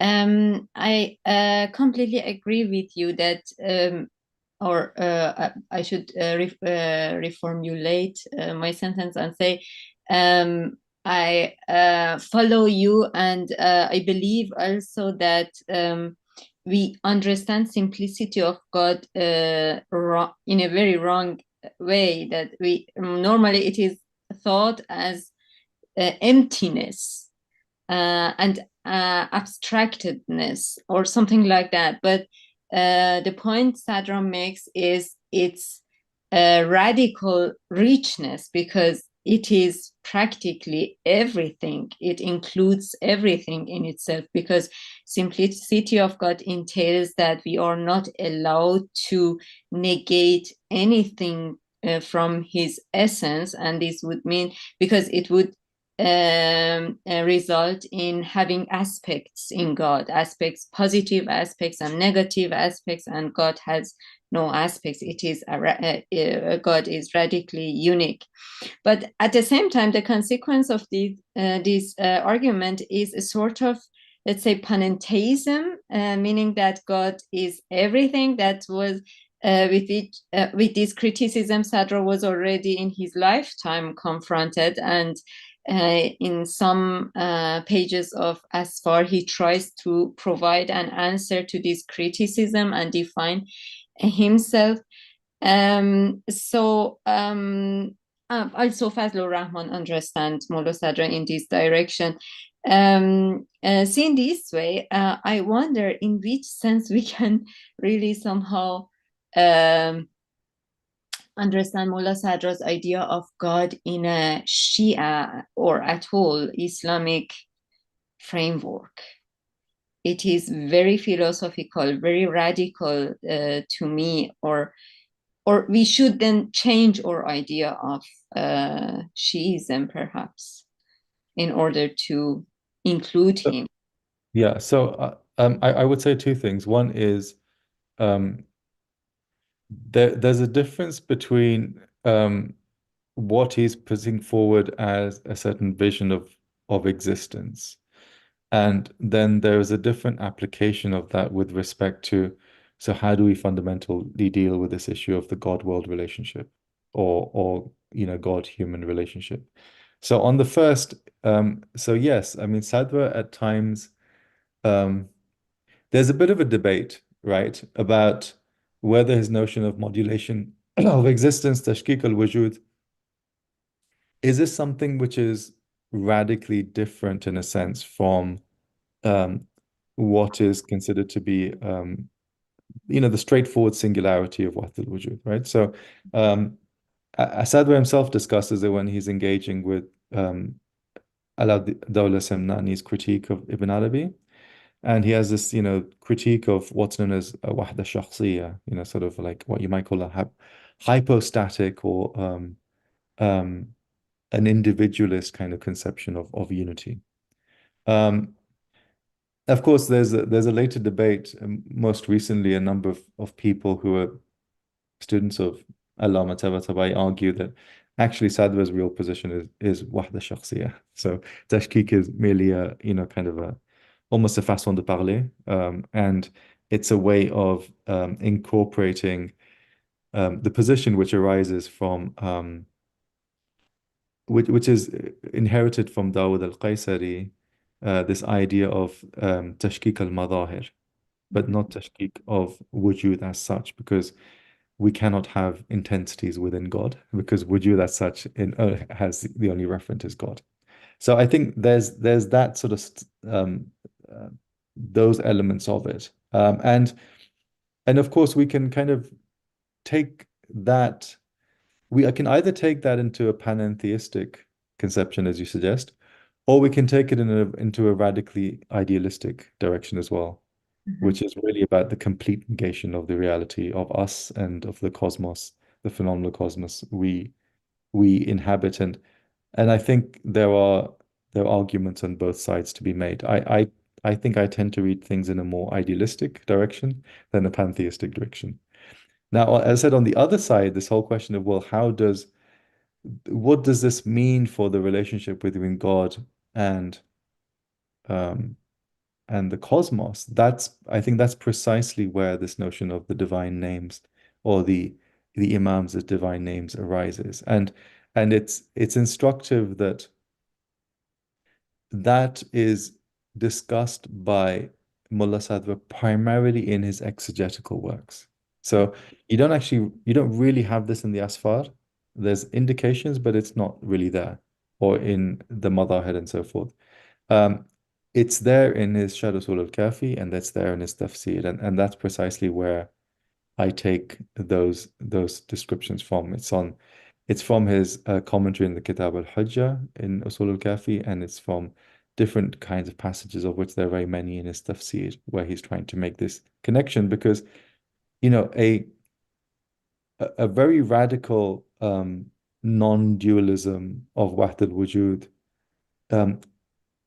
leads us to a position in which it's very difficult to conceive of what it means to have a relationship with God and what it means for a person in the here and now. And that's why I think he needs to bring it back from that sort of abstracted kind of tanzih to a tashbih in which the relationship between God and humans has to be meaningful while holding on to divine simplicity.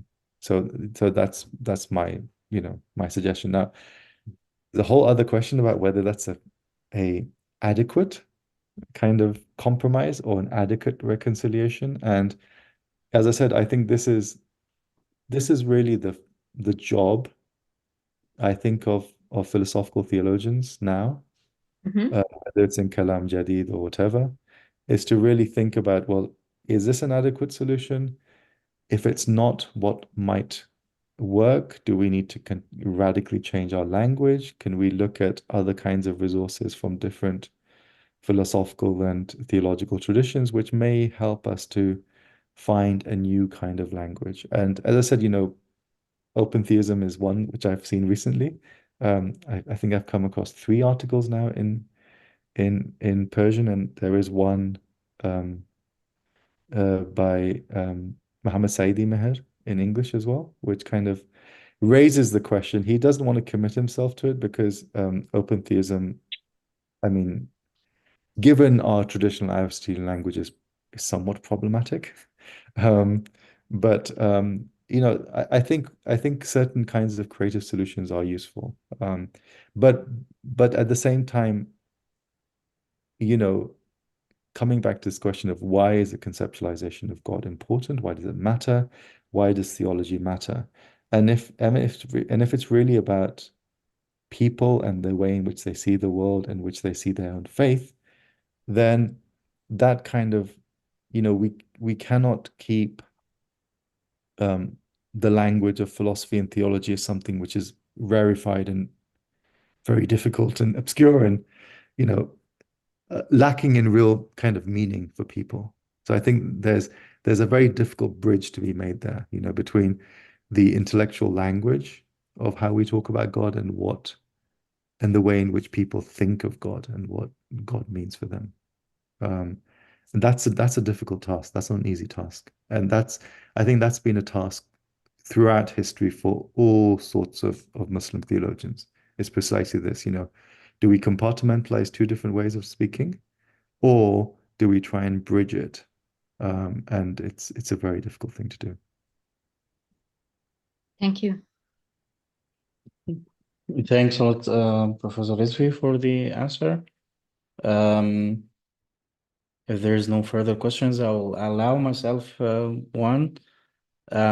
Because through your text there is a lot of interesting points to discuss, but what really caught my eye while reading as you were talking about the how the philosophers speak of God lacks any genus, and then you were referring to God in the feminine pronoun she throughout the text. Maybe in German we have we have it clear with the our articles, feminine, masculine, and neutrum. But in English it's another case. But maybe if you care to elaborate on this. Yeah, so that's very deliberate. It's not to say God has gender, because of course God does not have gender, and no one claimed that. But so if you read feminist approaches to the Quran, and I think more generally the way in which feminism deals with this question of language, then one thing that we do know is that representation matters, right?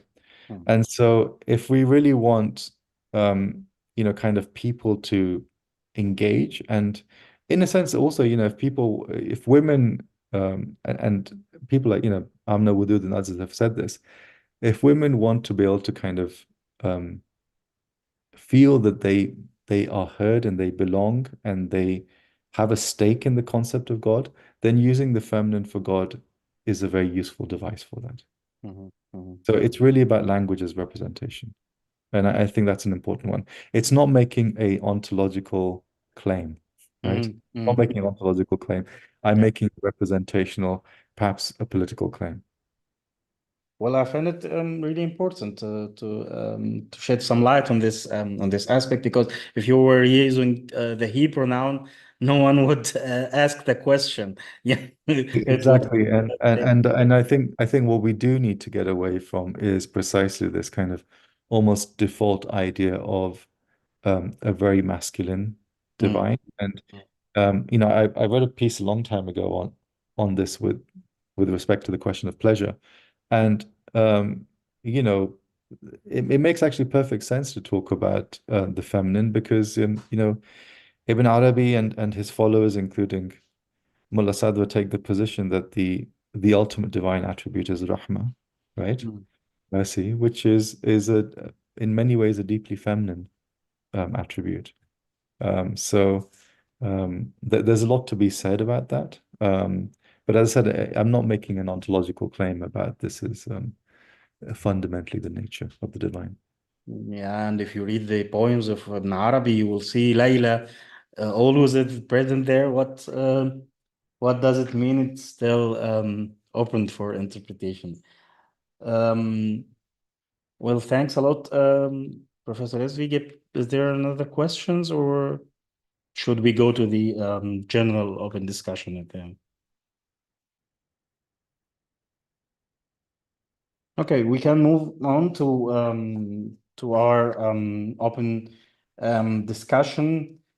Maybe I have a question to start things up here with something I read in the article of Dr. Khalilizand about Mullah Sadra found it necessary in some aspects of his opinions to censor himself in a way, or to alter his opinions in a way that doesn't apply with his general framework, to maybe avoid some debate with the mainstream Islam. Professor Gharaibeh here did a whole project here at the AIWG with series of interviews about the aspect of censorship in the Islamic intellectual history.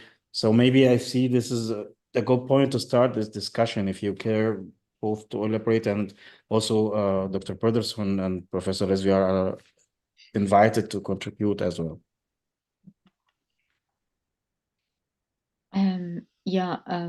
Should I? Yeah. Okay. Well, in fact, no answer, but some remarks on the point you made. To talk about mainstream idea of God, I think at the same time we think of the God of jurisprudence, jurists in Islamic context, the fuqaha. I think the main reason why this concept is successful in convincing let's call it masses of Muslims is its simplicity. In the presentation of Sajjad, also the idea of transcendence of God was mentioned, and I think on the one hand, the jurists they try to emphasize on this transcendence and to make God completely different from human being and so on, and very far away from us. But on the other hand, their idea of God is very anthropomorphistic, in the sense that God has feeling like in joy, or he gets angry, or that sort of thing, or he's interested in every details of our life, that sort of ideas. I think there is this contradiction in juridical idea in God's conception of the jurists, but in general, its simplicity and its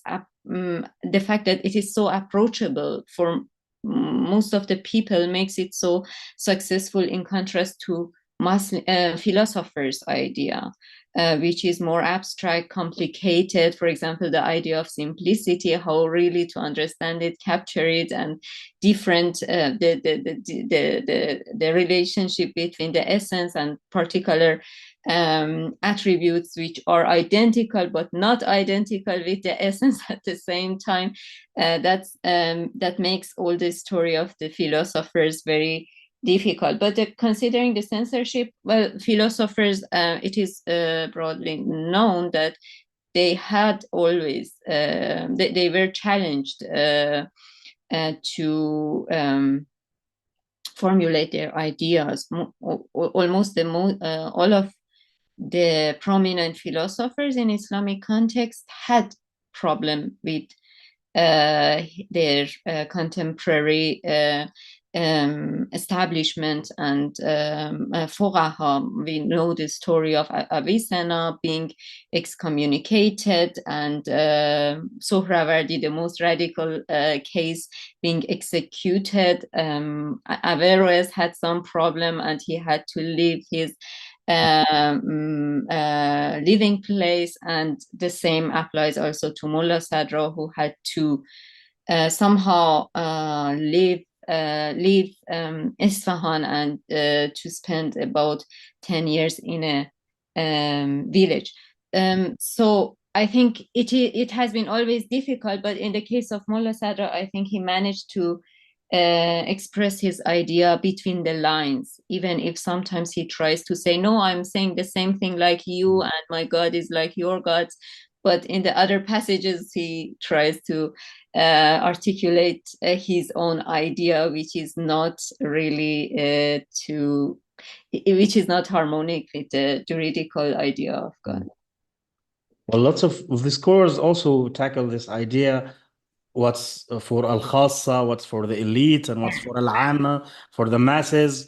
This text is not for everyone, or it's not meant for everyone, or sometimes using the language in another way, in maybe a bit of complicated way or complex way, or maybe a metaphorical way, to avoid that not everyone would have a grasp on what I'm trying to say here. Yeah, the floor is open if you would like. Can I come in here? Because I completely disagree, right? Okay. I mean, I don't. The danger with the persecution argument is you kind of slide into Straussianism, and Strauss's whole conception I find deeply problematic. You know, that if you really want to understand what's going on in philosophers, you have to engage in some sort of esoteric reading, and you know, philosophers are philosophers first and Muslims second, and you know, you get into very problematic areas. And I mean, the question is, first of all, is there persecution? And the second one is, if they had problems. Why was that the case? And in most cases, so for example, even if we take someone like Sajjad Rizvi, we actually have no idea why he was executed. You know, is it because he disagreed with Avicenna and you know, radically changed Avicennan logic and category theory? Probably not. Is it because he has these very interesting kind of invocations to the higher planets? Possibly. Is it because he claimed prophecy, you know, as something? I mean, there's lots of things which are on, you know, going on there. And with respect to Mullah Sadra, I am actually not convinced at all by this suggestion that his philosophical views led to him being isolated. Quite simply because we know there were plenty of people at court who had in some ways even more radical positions. So the shift in the Safavid period happens a bit later. And you know, the first real attack we have on Mullah Sadr comes with Tahir Qummi, who is writing probably in the 1660s, maybe even in the later 1660s. And by the late 1660s, the scene has changed dramatically in the way in which, you know, what's being studied in madrasas, you know, how do they conceive of, you know, for Tahir Qummi, the main issue with Mullah Sadra is not philosophy, it's that he mixes philosophy with Ibn Arabi. That's the main issue. And that's because what you see from especially the 1660s is a massive growth in anti-Sufism in the Safavid context. So I think that's slightly different. And the question of, you know, so how does, you know, this trope that philosophers are misunderstood, you know, and, you know, you need to protect this stuff and keep it with the elites and those who are worthy of it and keep it away from, you know, as they call it, the hamaj ra'a. I mean, this is a very old trope, right? It doesn't necessarily mean the hamaj ra'a are going to take them and lynch them. You know, the famous story of Hypatia in Alexandria being lynched by the Christian monk. You know, we don't know. We don't know that. That doesn't mean that there weren't, you know, moments of persecution in history. Of course there were. You know, I'm not saying that, but I think sometimes when we look at the famous cases, they're not as straightforward as we think. And that's because their main interlocutors are a relatively small group of people. You know, so, you know, the Mullah Sadr is not being kind of recited aloud in the coffee houses of Isfahan, right? And even the coffee house of Isfahan is not necessarily mass you know, public consumption. It's a broader base, but it's not. So I think the issue of persecution is a bit more complicated. And I would urge some caution.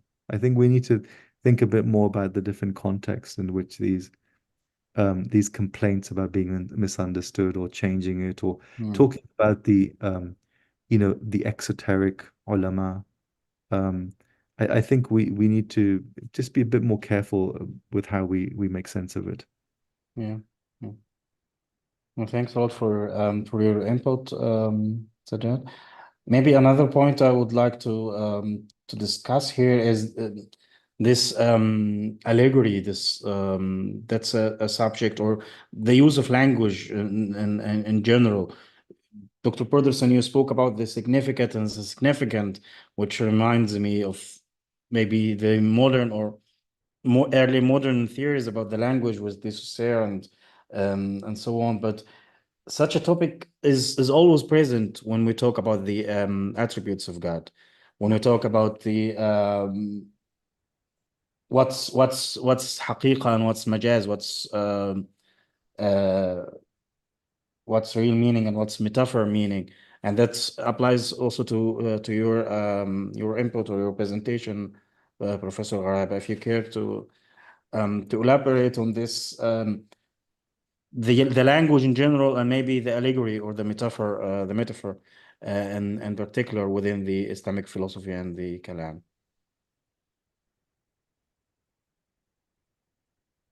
Yes, I don't understand quite what's your question now.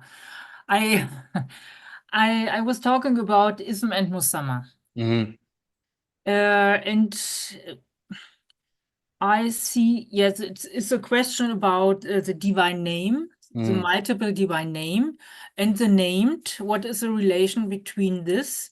Is a name only a sign or a language sign for the named, or is it identical? Yeah? And personally, I think this is especially interesting in connection with the mutashabihat. That means the presentation of Professor Gharaibeh, because the mutashabihat are especially complicated to interpret. Yeah, and as far as I see, there is no consensus in research as to whether philologists influence the theologians or the other way around. Both opinions are represented. Yeah, and it is really a little bit difficult. For example, when I ask you, who are you? You can explain your profession, or you can say, I am Muhammad. I am Muhammad. Not just my name is Muhammad, but I am Muhammad. Yeah. So Yeah. yeah. That's yeah.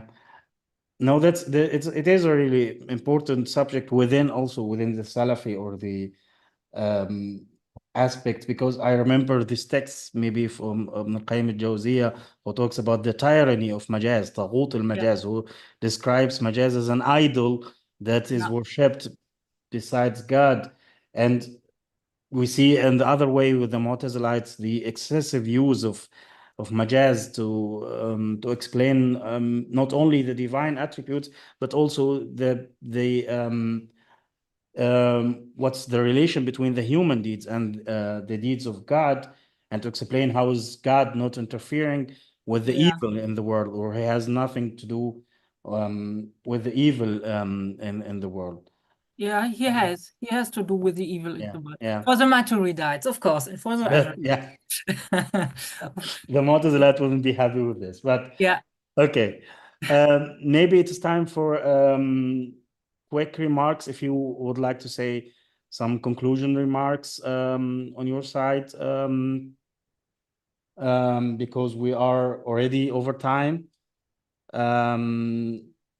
Please go ahead if you have any something you would like to add at the conclusion, and please keep it short.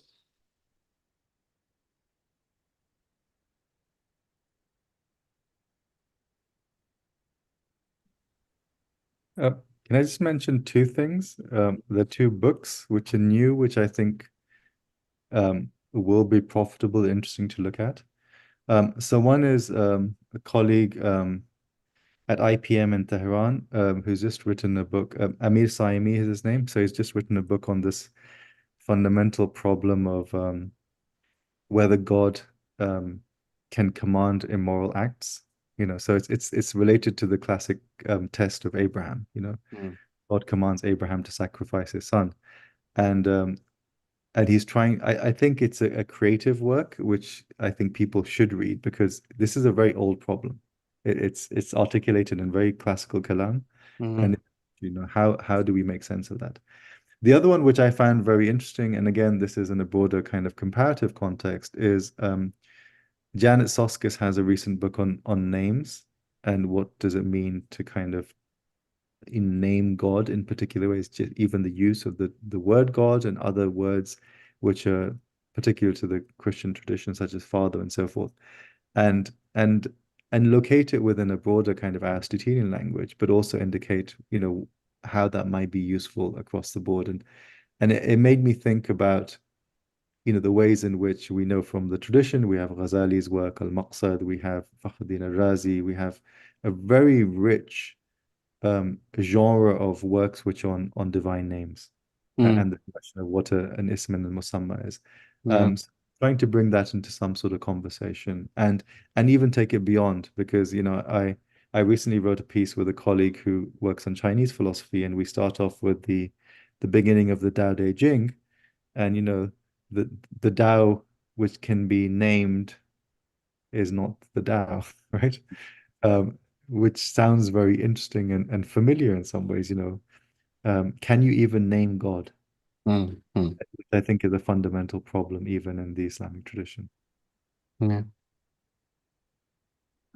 Well, if I may go from where it stopped here, this plurality that we have left today within the different aspects of the cornerstone of Islam, as I described it at the beginning, the plurality of aspects, the plurality of understandings, of interpretations, of talking about it, how we can talk about it, or how can we understand it, how we can understand it in a metaphorical way or not a metaphorical way. All these aspects I would like to take with us from this discussion to understand this this colorfulness of our understandings of God, of our religion, is really enriching the religion. It's not harming it at all.